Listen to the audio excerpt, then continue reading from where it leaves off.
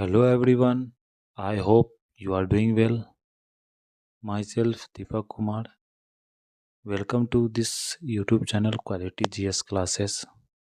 जैसा कि हम लोगों ने प्रीवियस लेक्चर में जो यूजीसी नेट का जो डिस्कशन था, जिसमें हम लोगों ने PYQ का जो क्वेश्चंस था, प्रीवियस ईयर क्वेश्चंस था यूजीसी नेट से रिलेटेड सोशियोलॉजी सब्जेक्ट का, वो हम लोगों ने डिस्कस करना शुरू किया था, जिसमें हम लोगों ने क्वेश्चन नंबर 15 तक डिस्कस कर लिया था।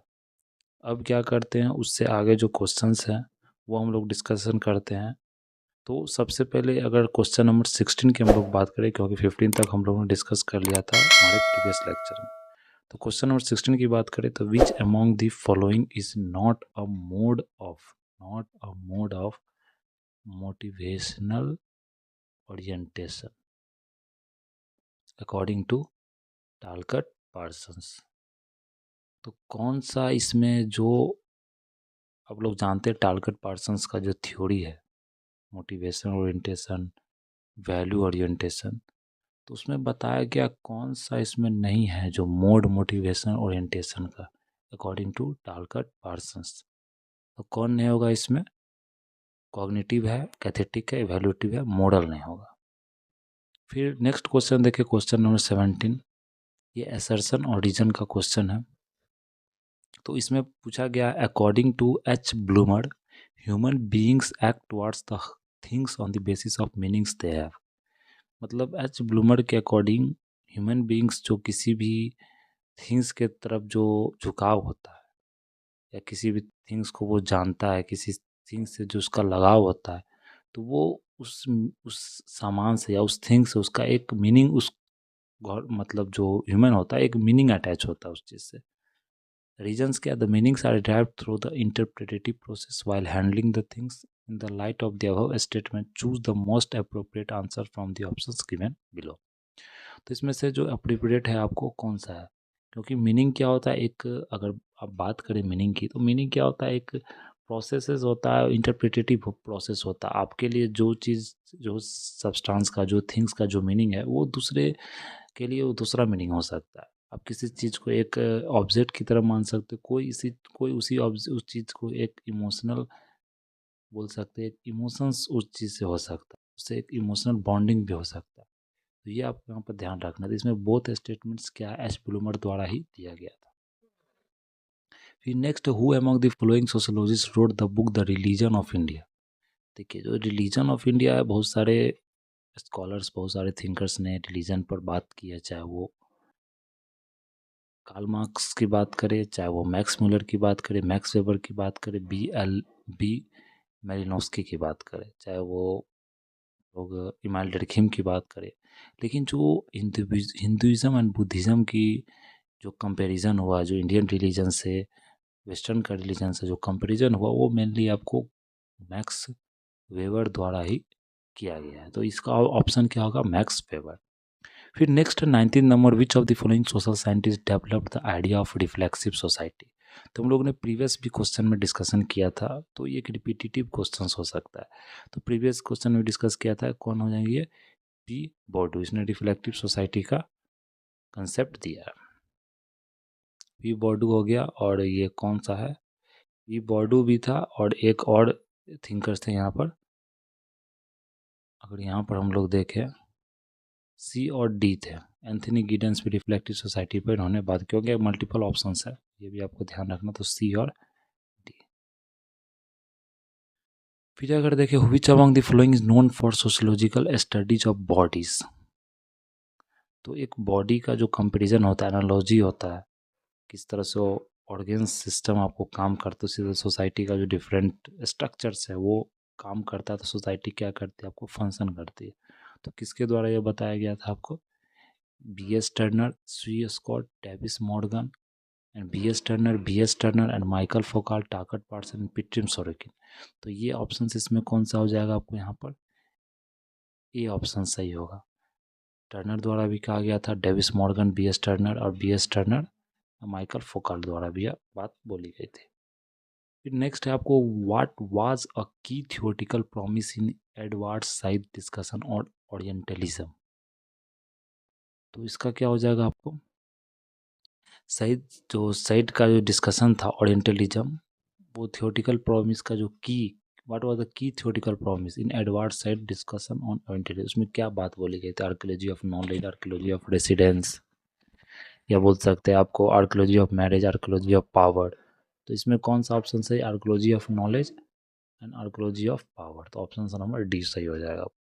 फिर अगर यहाँ देखें, according two marks the sequence of progression of society, progression society का जो सीक्वेंस मार्क्स ने दिया था, इवोल्यूशन जो मार्क्स ने कंसेप्ट दिया था, वो किस तरह से बढ़ता है? सबसे पहले जानते हैं एंशिएंट सोसाइटी आता है, जिसे मार्क्स ने कंसेप्ट भी दिया था प्रिमिटिव सोसाइटी का, एंशिएंट सोसाइटी। फिर फ्यूडलिज्म आता है, तो डी होगा। अब सबसे पहले आपको ये हो जाएगा फर्स्ट में, फिर फ्यूडलिज्म हो जाएगा, फिर थर्ड में अगर देखें तो ये कैपिटलिज्म हो जाएगा, फिर कम्युनिज्म, सोशलिज्म होगा। आपको फिफ्थ में क्या हो जाता है? कम्युनिज्म आ जाता है। तो हम लोग यहाँ पर देखें अगर, तो फर्स्ट डी ऑप्शन से आपको सही होगा। तो इसमें एक ही ऑप्शन से आप यहाँ पर एक ही इलिमिनेट करके आप पूरे ऑप्शंस को यहाँ बना सकते हैं। तो कौन सा हो जाएगा इसमें? सी हो जाएगा, डी और ए। Habermas identified which one of the following types of capitalist society? Habermas ने कौन से जो टाइप्स ऑफ कैपिटलिस्ट सोसाइटी को आइडेंटिफाई किया? Conservative capitalism, liberal capitalism, organised capitalism of western industrial society, unorganised capitalism, third world society, post capitalism of state socialist societies. तो इसमें से options आपको यहाँ पर क्या करना है? चूज करना है। तो अगर यहाँ पर आप देखें तो डी ऑप्शन सही हो जाएगा, बी, सी और ए। फिर नेक्स्ट है explain the effects of globalisation. जो ग्लोबलाइजेशन का जो इफेक्ट है उसे यहाँ पर क्या करना है? जॉर्ज रिचर, इनका एक बुक भी है, फेमस बुक है जॉर्ज रिचर का। उन्होंने जो बुक टाइटल लिखा था उसमें इफेक्ट्स ऑफ ग्लोबलाइजेशन के बारे में उन्होंने एक्सप्लेन किया है। तो कौन सा बुक था वो? मैकडोनाल्ड सोसाइटी था, या social network analysis, theory of the leisure, instinct of workmanship and state of the industrial art. कौन सा इसमें ऑप्शन हो जाएगा आपको 24 क्वेश्चंस में? तो ये McDonald of society. Conceptually what does incest taboo refer to? Taboo किसे कहते हैं? जैसे बोलते हैं ना स्टिग्मा, टैबू, तो वो क्या होता है टैबू? एलिनेटिंग अमोंग क्लोज किन, paternal violence, avoidance of sexual relations of blood किन, मैरिटल वायलेंस। तो जो टैबू हो गया, ये कौन सा हो गया? सेक्सुअल रिलेशन अमोंग ब्लड किन। तो मतलब जो एक सेक्सुअल रिलेशन आपको नहीं होना चाहिए, अब सेम अगर ब्लड ग्रुप के मेंबर्स है फैमिली के, तो ये आपको क्या टैबू इसे बोला जाता है, एक मतलब स्टिग्मा के रूप में इसे देखा भी जाता है। फिर 26 नंबर देखें, ऑथर्स है उनके द्वारा जो बुक लिखा गया, वो बुक में आपको क्या करना है? मैच दी फॉलोइंग करना है, इसमें मैच करना है। तो ई एमाइल डरखाम, एफ एंजल्स, आर के मार्टन, इंपॉर्टेंट थिंकर्स है, टालकट पार्सन्स। तो एमाइल डरखाम की हम लोग बात करें अगर, तो एमाइल डरखाम कौन से बुक लिखे थे? यहाँ से हम लोग देख सकते हैं, स्ट्रक्चर सोशल एक्शन, एक्शन की अगर बात करते हैं, social action, social rules of sociological method, ये सब जानते हैं, इनका फेमस बुक है। फिर social theory and social structure, structure की बात करें, स्ट्रक्चर पर मेनली आपको ज़्यादा फोकस कौन किए हैं? मार्टन ही किए हैं। तो अगर यहाँ ऑप्शंस की हम लोग बात करें 26 नंबर में, कौन सा हो जाएगा इसमें? ए का कौन हो गया? टू हो गया। तो यहाँ पर देख सकते हैं ए का टू, तो ये थर्ड डी एक ही ऑप्शन से आप इसे बना सकते हैं। बी का कौन हो जाएगा? यहाँ पर थ्री हो जाएगा। सी का कौन होगा? फोर हो जाएगा। सी का जो है आर के मार्टन का सोशल थ्योरी सोशल स्ट्रक्चर, और डी का क्या होगा? वन होगा। तो ये आप मतलब एक वर्ड होता है, कोई हर एक अगर सोशोलॉजिस्ट का थिंकर्स का देखे तो एक एक वर्ड कॉमन होता है। उन्होंने स्ट्रक्चर की बात की, उन्होंने एक्शंस की बात की, उन्होंने किसी ने रिलीजियस स्ट्रक्चर की बात की, सोशोलॉजिकल थ्योरी की बात की। तो ये आपको यहाँ पर ध्यान रखना है। तो इसका डी ऑप्शन हो जाएगा। Who among the following argues on the duality of structure? Structure के डुअलिटी पर किस थिंकर्स ने यहाँ बात की? 27 नंबर देखें तो एंथनी गिडेंस। फिर अगर यहाँ देखें, an aggregate which lacks structure of organization and whose members may be unaware और less aware of the existence of the grouping is known as, इसे क्या बोलते हैं? Less aware of the existence of the grouping is known as quasi group. Next है आपको statement, Marx, Simmel and Dahrendorf are major theorist of conflict perspective. Statement two क्या, Max Weber was the first to offer A definition description of conflict by treating it A form of social relationship. तो max weber ने सबसे पहले definition दिया था इस conflict का, social relationship जो कॉन्फ्लिक्टिंग नेचर होता है उसका। तो अगर 29 नंबर देखें तो इसमें कौन सा ऑप्शन आपको यहाँ पर सही होगा, एंड की बात करें तो बोथ स्टेटमेंट करेक्ट है आपको, statement and statement two. Radha Kamal Mukherjee, ये इंडियन थिंकर्स है, sociological thinkers. Radha Kamal Mukherjee does not offer any alternative world view, does not offer any alternative world view of sociology from which one of the following philosophical traditions।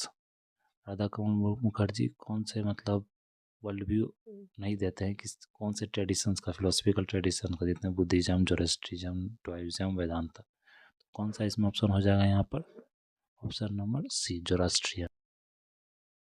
Arrange peasants movement in chronological order, तो ये important history अगर आपने किया सही से तो आप ये आराम से बता सकते हैं।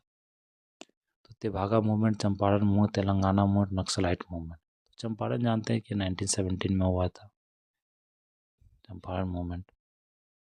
तो अगर यहाँ पर अगर आप देखें 31 नंबर में तो कौन सा मूवमेंट हो जाएगा यहाँ पर, 31 का देखें अगर तो ये बी हो जाएगा। सबसे पहले चंपारण मूवमेंट हुआ था, उसके बाद तेभागा मूवमेंट हुआ था तेलंगाना, उसका तेलंगाना मूवमेंट, सबसे लास्ट में आपको नक्सलाइट मूवमेंट हुआ था। नक्सलाइट मूवमेंट मेनली अगर देखें तो ये एक डेवलपमेंट या बोल सकते हैं जो इंडिपेंडेंस हुआ था उसके मेन बाद ही ये शुरू हुआ, क्योंकि जो गवर्नमेंट का अपना डेवलपमेंट जो स्ट्रेटजी था उसके खिलाफ थे जितने भी नक्सलाइट एरिया है, वहाँ के जो पीपुल थे खिलाफ थे। चाहे वो ज़मींदारी सिस्टम की बात करें, बहुत ज़्यादा एक्सप्लॉयटेशन, उसके कारण ये नक्सलाइट मूवमेंट आपको एक पिक्चर में आया। तो ये नक्सलाइट मूवमेंट की हम लोग वहाँ बात करते हैं। The game of the tic tac toe is referred by M Lynch. M Lynch एक थ्योरिस्ट है। Closely related to which phenomena, कौन से, breaching experiment, McDonald, Fordism, queer theory. तो कौन होगा, ब्रीचिंग एक्सपेरिमेंट्स का इनका ये थ्योरी है, tic tac toe. Who among the following has studied changing agrarian relations in Sripuram located in Tanjore district Tamil Nadu. कौन से यहाँ पर सोशोलॉजिकल थिंकर्स ने स्टडी किया था, Andre Beteille. The biomedical model refers to the application of science to medical diagnosis and cure are the main feature of modern healthcare system. Disease defined objectively, medical care by trained experts, symptoms explained by the relatives। तो इसमें कौन सा option आपको सही हो जाएगा, first option. Relative से symptom experience नहीं है, ये तीन चीज़ें जिसमें बायोमेडिकल मॉडल आपको रेफर करता है। फिर अगर नेक्स्ट देखिए 35 नंबर, तो यहाँ बताया जाएगा ड्रामेट्री आपको कंट्रीब्यूशन है थ्योरी का, और जितने भी थ्योरिस्ट हैं जो थिंकर्स हैं उनका कंट्रीब्यूशन है वो आपको मैच करना है यहाँ। तो ड्रामेटर्जिकल, पोस्ट मॉडर्निज्म, सिम्बॉलिक इंटरेक्शन या फेनोमेनोलॉजी। तो जो यहाँ पर थ्योरी कंट्रीब्यूशन है किनका है तो वो देखना हमें। तो 35 नंबर अगर देखें तो फेनोमेनोलॉजी किनके द्वारा दिया गया, फेनोमेनोलॉजी जो दिया गया है किनके द्वारा, यहाँ अगर फेनोमेनोलॉजी की हम लोग बात करते हैं तो अल्फ्रेड सूस द्वारा दिया गया। फिर अगर पोस्ट मॉडर्निज्म की बात करते हैं तो ये माइकल फोकाल्ट द्वारा दिया गया। फिर अगर सिंबॉलिक इंटरेक्शनिज्म की बात करते हैं तो हर्बर्ट ब्लूमर द्वारा दिया गया। फिर ड्रामाटर्जिकल की बात करते हैं ये आपको एडविन गॉफमैन द्वारा दिया गया। तो ये आपको ध्यान रखना है, इसका ऑप्शन डी होगा। नेक्स्ट देखिए 36 नंबर, इसमें असर्शन रीजन है। अकॉर्डिंग टू टाकट पार्सन्स, 36 नंबर में, according to Talcott Parsons an action is an actor's orientated towards a situation. According to Max Black orientation towards a situation is not exactly action but an attitude towards a situation. इसका कौन सा हो जाएगा, आपको B है, मतलब A R, मतलब assertion reason दोनों सही है लेकिन रीजन इसका क्या है, आपको एक्सप्लेनेशन नहीं है, करेक्ट एक्सप्लेनेशन नहीं है। फिर 37 देखिए, who among the following has advocated the for tribe caste continuum. तो ये बहुत इंपॉर्टेंट एक टर्म है, ट्राइब कास्ट कंटिन्यूम, ये इंडियन थ्योरेटिकल थिंकर्स ने प्रपोज किया। तो कौन किसने प्रपोज किया अगर देखें तो सुरजीत सिन्हा, प्रपोज किया। वो among the following did psycho analytic study of childhood in Hindu families. तो यहाँ पर सुधीर कक्कर ने स्टडी किया है psycho analytic study of childhood. Who among the following give the essential idea of explaining individual phenomena by state of collectivity and not a state of collectivity by individual phenomena? इसने किया यहाँ पर, तो ये हो जाएगा इमाइल डरखिम द्वारा किया गया। Who among the following basic institutions was not described by Anthony Giddens in defining modernity? Capitalism की बात की, मिलिट्री पावर, एजुकेशन और इंडस्ट्रियलाइजेशन। तो मिलिट्री अगर यहाँ पर हम लोग देखें 40 नंबर में, तो यहाँ पर एजुकेशन की बात नहीं की गई है। फिर अगर अगस्ट कॉम्टे की बात करें 14 number 1, August Comte has given the 3 stages of thinking for the development society, which of the third stage. तो थर्ड स्टेज हम जानते हैं कि कौन कौन सा है। सबसे पहले उन्होंने फिजिकल की बात की, फिर मेटाफिजिकल की बात करी, ये फर्स्ट नंबर था, ये सेकंड था। थर्ड क्या बात की उन्होंने, पॉजिटिविटी, जिसे हम लोग साइंटिफिक स्टेज भी बोला जाता है। इसमें साइंस का बहुत बड़ा रोल होता है, जो आज हम लोग जी रहे हैं, बी हो जाए। फिर नेक्स्ट देखें, according to Malinowski while studying diffusion at the field level one is to focus on which of the following units of transformation. तो ये हो जाएगा आपको यहाँ पर ऑर्गेनाइज सिस्टम और institutions. Which who proponed the idea of the hidden curriculum. Hidden curriculum का आइडिया किसने प्रपोज किया था, इवान इलिच ने प्रपोज किया था। ये सब आपको समझना पड़ेगा, ये सब पूरा एक मतलब थ्योरी का एक पेपर है, आपको अच्छे से पढ़ना पड़ेगा। बाकी अभी ये प्री PYQ कर रहे, तो आप इसे एक आइडिया लग जाएगा किस तरह का क्वेश्चन आपसे पूछा जा सकता है। जब हम थ्योरेटिकल पार्ट डिस्कस करेंगे तभी इस पार्ट को अच्छे से वहाँ पर डिटेल में एनालिसिस करेंगे। Who among the following discuss the relations of advertisements and preservation of capitalist society? तो ये कौन हो जाएंगे आपको, reservations of society, Adorno and Marcuse ने आपको प्रपोज किया था। 45 की देखें, कॉन्सेप्ट और एक्सप्लेनेशन क्या है। स्टेटस अगर देखें किसे बोलते हैं, एक क्या है, सोशोलॉजिकल डिफिनीशन है यहाँ पर। Structural position within the social system, association of people control by hierarchy of authority, in number of individuals who occupy position that have the same role interest, और एक industrial such as movies and radio that were serving to make culture as a more important factor in society than economy. तो अगर यहाँ पे status की बात करें तो स्टेटस एक तरह से क्या यहाँ पर हो जाता है, जो अगर स्टेटस की हम लोग बात करें तो ये स्ट्रक्चरल पोजीशन है सोशल सिस्टम का, जिसे हम लोग स्टेटस बोलते हैं आज के समय में। उस मतलब हर एक पोजीशन का एक अलग स्टेटस होता है, चाहे आप IAS बन गए, चाहे IFS बन गए, प्रोफेसर बन गए, तो सबका एक अलग स्टेटस होता है सोसाइटी में। इम्परेटिव कोऑर्डिनेट एसोसिएशन क्या होता है, ये जो association of people control by hierarchy of authority position.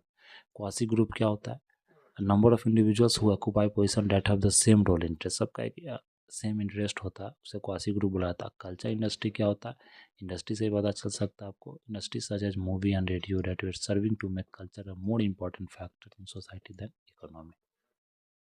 तो इसका ये ऑप्शन सही होगा।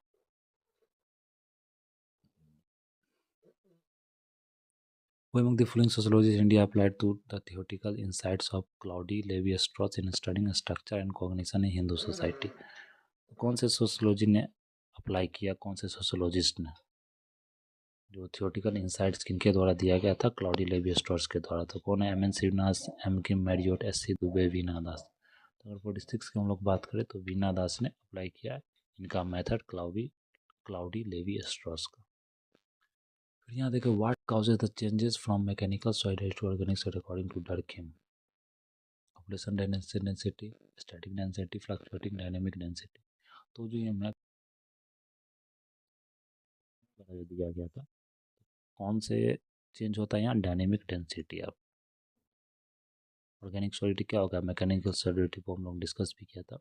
विच sociologist wrote the book sociology as an art form? किनके द्वारा ये किताब लिखा गया था, रॉबर्ट निस्बेट द्वारा।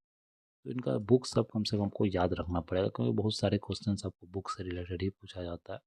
फिर around the order of economy in economics, around the order of economy in economic sociology. तो इकोनॉमिक सोशोलॉजी की हम लोग बात करें, सबसे पहले तो प्रिमिटिव आ जाएगा, आपको वो सब जानते हैं। 49 की बात करें यहाँ पर, 49 का आएगा, फिर आपको कॉलोनियल आएगा, फिर मिक्स्ड आएगा, तो या फिर न्यू लिबरल आएगा, नो है जिसे बोला जाता arrange the various science in hierarchy from complex to simple as provided Auguste Comte. तो अगस्ट कॉम्टे द्वारा जितना हायरार्की दिया गया था उसमें सोशियोलॉजी को कहाँ डाला गया था वो भी आपको ध्यान देना है यहाँ पर। तो देख सकते हैं सबसे पहले किसे डाला गया था, सोशियोलॉजी को। सोशियोलॉजी को मदर बोला गया था सबका। तो EBDAC इसका क्या होगा, ये आपको डी ऑप्शन हो जाएगा, आपको याद रखना। सोशियोलॉजी हो जाएगा, फिर बायोलॉजी हो जाएगा। तो इस तरह से ये ऑप्शन आपको यहाँ पर ध्यान रखना है। Who among the following defines culture change as the process by which it existing order of the society social spiritual material dimensions transform from one type to another. तो ये किनके द्वारा ये बताया गया था आपको, बी मैनोस्की द्वारा बताया गया था। तो 51 नंबर क्वेश्चन तक हम लोगों ने डिस्कस कर लिया। अगर यहाँ पर देखें तो ये इंपॉर्टेंट हो जाता है 50 नंबर तक, तो यहीं तक हम लोग रहने देंगे। नेक्स्ट में हम लोग आगे डिस्कस करेंगे जो 50 क्वेश्चन लेफ्ट हैं आपको प्रीवियस ईयर्स के। तो अगर 50 क्वेश्चन से ना देखें बायोलॉजी फिजिक्स में कौन था सबसे पहले, अगर यहाँ ऑप्शन देखें EBDAC, EBDAC सबसे पहले कौन आता, सोशोलॉजी। सोशोलॉजी के बाद आपको बायोलॉजी, बायोलॉजी के बाद केमिस्ट्री, केमिस्ट्री के बाद आपको फिजिक्स, फिजिक्स के बाद एस्ट्रोनॉमी। वैसे आपको यहाँ ध्यान रखना। तो आज के लिए हम लोग इतना ही रहने देते हैं। That's all for today. Thank you very much.